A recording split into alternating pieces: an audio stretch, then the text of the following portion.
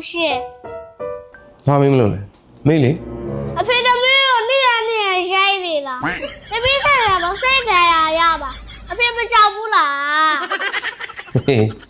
ငါကနင့်ကိုမရရင်စိတ်တန်ရရတာနင်မဟုတ်ဘူးငါဖြစ်သွားမှာဗောမိရှင်းရဲ့